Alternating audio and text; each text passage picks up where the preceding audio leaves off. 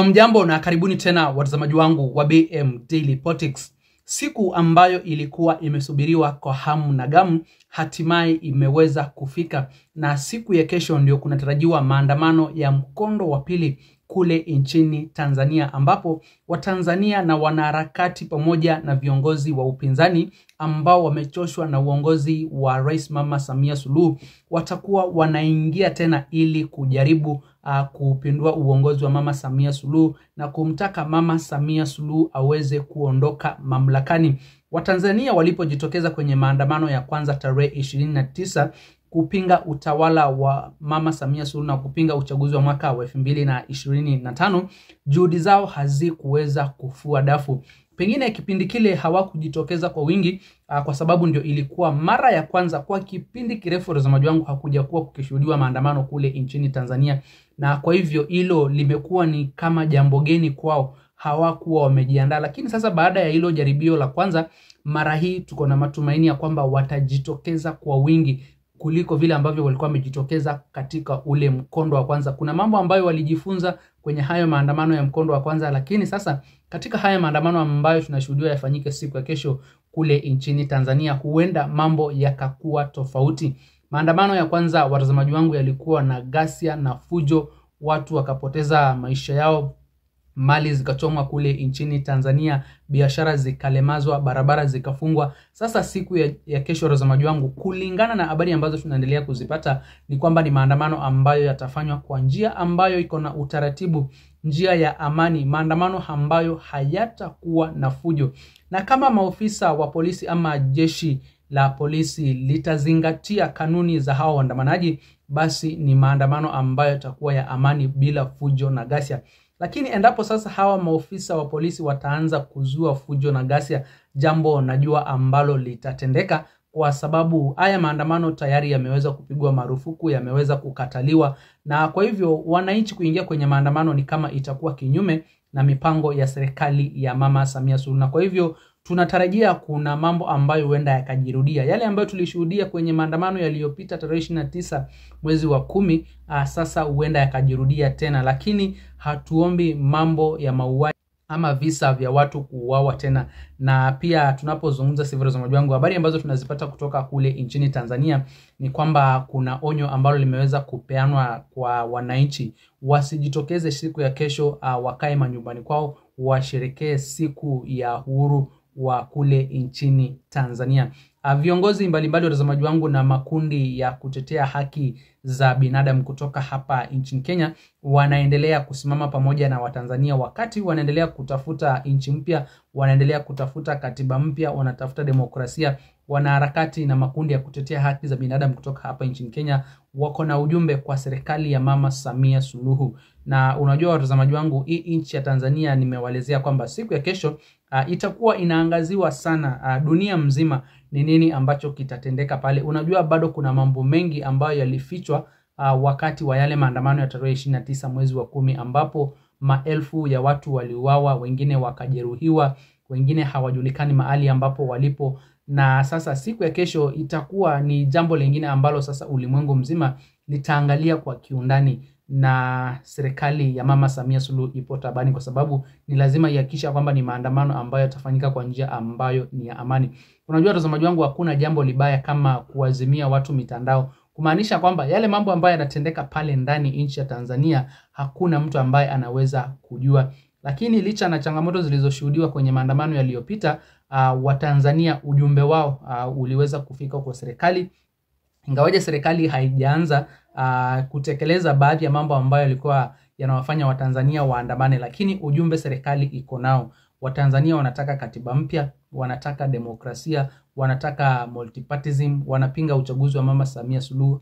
Pia hawamtaki Mama Samia Suluhu mwenyewe, hawataki chama cha CCM. Enough is enough. Wanasema kwamba wamedhulumiwa ya kutosha, wameteswa na kunyanyaswa na serikali ya Mama Samia Suluhu. Nataka nikupatie fursa mtazamaji wangu uweze kusikiza ujumbe kutoka kwa baadhi ya makundi ya kutetea haki za binadamu na wanaharakati kutoka hapa nchini Kenya ambao wanazungumzia kuhusiana na siku kubwa ya kesho, siku ya maandamano ya tarehe 9 mwezi wa 12 kule nchini Tanzania. Kabla ya kuwekea ujumbe mtazamaji wangu, na kuomba ujiunge nami hapa BM Daily Politics kwa kusubscribe na pia uweze kulike, kushare na comment, ndipo ujumbe ama habari zetu ziweze kuwa recommended kwa watazamaji wengi zaidi. Yale mambo ambayo yanaendelea kutendeka nchi ya Tanzania, kesho wa Tanzania wamezungumza na kusema kwa sauti moja kwamba watajitokeza katika maandamano ya amani ili kudai haki kwa yale mauaji, utekaji nyara ambao umekuwa ukiendelea katika nchi ya Tanzania. Katika miezi michache iliyopita tumeona Watanzania wakitaka kuandamana kwa amani, wakitaka kuona mabadiliko ya katiba yamefanywa kwa amani, wametaka kuona mabadiliko ya upigaji kura yakifanyika na wameitisha hayo mabadiliko kwa amani. Lakini vile serikali ya Tanzania imewajibu ni kwa kupitia ghasia, mauaji na utekaji nyara. Na sisi tunaikumbusha serikali ya Samia Suluhu yale matamshi yaliyosemwa na kiongozi wa kitambo John F. Kennedy, ambaye alisema wale ambao wanapinga mabadiliko ya amani kutokea watapelekea mabadiliko ya vurugu kufanyika. Na tunasema kwa sauti moja kama wana Afrika Mashariki kwamba tunasimama na Watanzania na tunataka wajue kwamba sisi kama ndugu zao hatutawaachilia mkono. Na watazamaji, kwa sasa hivi kule nchini Tanzania kwenye miji mikuu kuna hali ya utulivu ambayo inaendelea kushuhudiwa, lakini siku ya kesho na baada ya kesho hatujui mambo yatakuwa namna gani, kwa sababu siku ya kesho ndio itakuwa inaamua kama kweli haya maandamano yatafanyika ama hayatafanyika. Kwa sababu endapo Watanzania wataogopa na kutojitokeza kwenye maandamano ya siku ya kesho, basi inamaanisha kwamba hakuna hali ya wasiwasi ama hofu ambayo itazidi kushuhudiwa kule nchini Tanzania. Lakini sasa endapo haya maandamano yataanza siku ya kesho, inamaanisha kwamba kuna shughuli ambazo zitatatizika kama vile biashara, usafiri, kwa sababu mara mingi maandamano yakifanyika waandamanaji huwa wanatumia barabara, wanatumia miji mikuu, na kwa hivyo wale wanabiashara wanaofia hasara ama kuporwa mali zao wakati maandamano yanaendelea kushuhudiwa kule nchini Tanzania. Ni jambo ambalo tulilishuhudia katika maandamano ya mkondo wa kwanza ambapo wananchi walikuwa wanapinga utawala wa Mama Samia Suluhu na kuchaguliwa kwake kule nchini Tanzania. Sasa siku ya kesho watazamaji wangu ni siku mpya na hatujui ni nini ambalo litatendeka. Hakuna mtu ambaye akona habari haya maandamano yataanzia wapi, yakielekea mpaka wapi. Kipindi kilichopita watazamaji wangu tuliona vile ambavyo kuna mabasi yalichomwa, kuna majumba, kuna vituo vya polisi viliweza kuteketezwa, pia jumba la yule spika wa bunge la kitaifa kule nchini Tanzania liliweza kuteketezwa. Kwa hivyo sijui siku ya kesho hawa waandamanaji ni lipi ambalo watalifanya zaidi ya lile ambalo hawakulifanya kipindi kile. Je, kutashuhudiwa ghasia na fujo ama ni maandamano ambayo yatakuwa ni ya amani? Nakomea hapo watazamaji wangu, lakini niacheni maoni yenu hapo kwenye eneo la comment section, huku tukihesabu masaa kadhaa ili wa Tanzania waingie kwenye maandamano.